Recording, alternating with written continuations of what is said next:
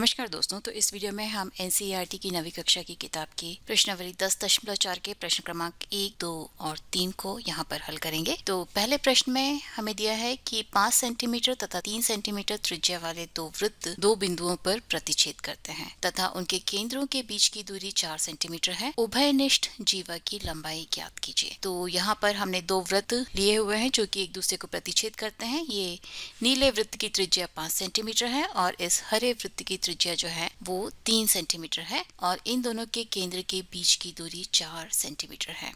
तो हमें इनकी जो उभयनिष्ठ जीवा है, मतलब कि वो जीवा जो कि इन दो प्रतिच्छेदित बिंदुओं को जोड़ने से हमें मिलेगी, उसकी लंबाई हमें ज्ञात करनी है। तो हमने पहले ही सिद्ध कर रखा है कि यदि हम दो वृत्त जो कि एक दूसरे को दो बिंदुओं पर प्रतिच्छेद कर रहे हैं, उनके केंद्रों को मिलाएं और उभयनिष्ठ जीवा को खींचें तो वे दोनों जो है एक दूसरे के लंबवत होते हैं, मतलब कि ये जो कोण है वो 90 डिग्री का होगा। ठीक है। और उसके साथ ही साथ यहाँ पर हमें दिया है कि इन दोनों के केंद्रों के बीच की दूरी 4 सेंटीमीटर है, मतलब कि यहाँ से O से लेके O डैश तक की दूरी जो है वो 4 सेंटीमीटर के बराबर होगी। और अभी हम क्या करते हैं कि इस बिंदु पर जहाँ पर ये दोनों वृत्त एक दूसरे को प्रतिच्छेद कर रहे हैं, वहां से O डैश को मिलाती हुई एक त्रिज्या खींचते हैं। तो O डैश A जो है वो इस हरे वृत्त की त्रिज्या होगी और हम नीले वृत्त की त्रिज्या OA को भी खींच लेते हैं। तो वो कुछ इस तरह से दिखेगी। तो यहाँ पर यदि हम त्रिभुज OA O डैश की बात करें तो यहाँ पर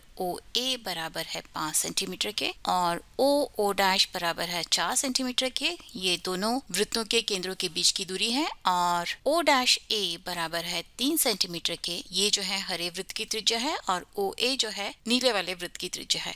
तो यहाँ पर हम नोटिस करते हैं कि OA स्क्वायर बराबर है O dash square plus O dash A square के, या 5 का वर्ग बराबर है 4 का वर्ग प्लस 3 के वर्ग के, जो कि 25 बराबर है 16 धन 9 के। ठीक है।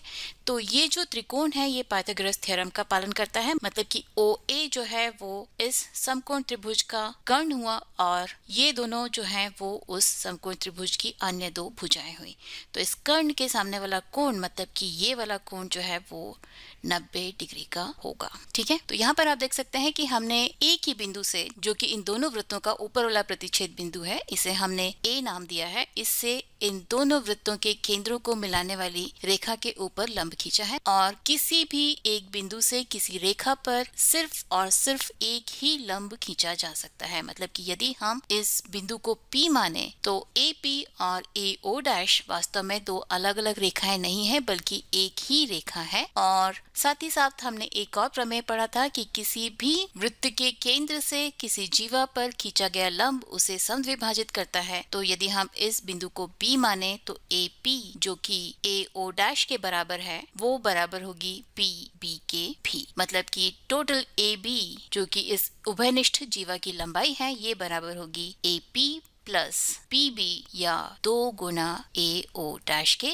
और AO डैश जो है वो इस छोटे वाले वृत्त की त्रिज्या है, मतलब कि ये बराबर होगा 2 गुना 3 या 6 सेंटीमीटर के। तो इस जीवा AB की लंबाई जो है वो 6 सेंटीमीटर के बराबर होगी। तो वास्तव में यहाँ पर ये जो जीवा है वो इस छोटे वाले वृत्त का व्यास है। तो ये हुआ पहला प्रश्न और अभी हम दूसरे प्रश्न की तरफ चलते हैं। और दूसरे प्रश्न में हमें दिया है कि एक वृत्त की दो समान जीवाएं वृत्त के अंदर प्रतिच्छेद करें तो सिद्ध कीजिए कि एक जीवा के खंड दूसरी जीवा के संगत खंडों के बराबर हैं। तो यहाँ पर हमारे पास एक वृत्त है जिसका केंद्र O है और इसकी दो जीवाएं हैं AB और CD और ये दोनों जो हैं बिंदु P पर प्रतिच्छेद करती हैं। और हमें प्रूव करना है कि इन जीवाओं के खंड जो हैं वे आपस में बराबर। तो यहाँ पर हमें दिया है कि AB बराबर है CD के, ये दोनों जीवाएं बराबर हैं। और हमें प्रूव करना है कि AP बराबर है PD के और CP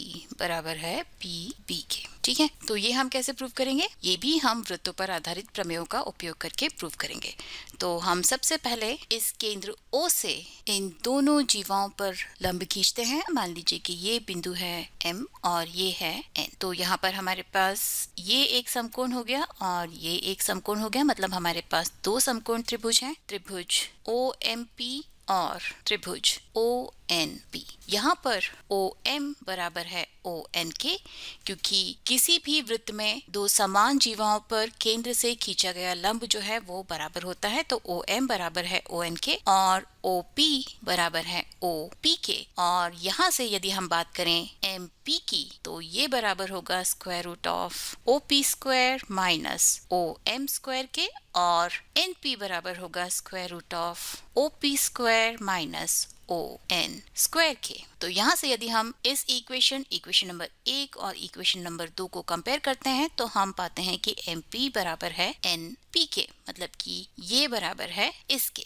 इसे हम यहाँ पर लिख लेते हैं, MP बराबर है NP के। और हमें दिया है कि AB बराबर है CD के, मतलब कि AB बटा 2 जो कि AM के बराबर है, ये भी बराबर होगा CD बटा 2 जो कि बराबर होगा DN के। और यहाँ पर अभी हमने प्रूव किया है कि MP बराबर है NP के, तो यदि हम AM प्लस MP की बात करें तो ये बराबर होगा DN प्लस NP के, या आप कह सकते हैं कि AP बराबर होगा DP के, यानी कि ये रेखा जो है वो इसके बराबर होगी।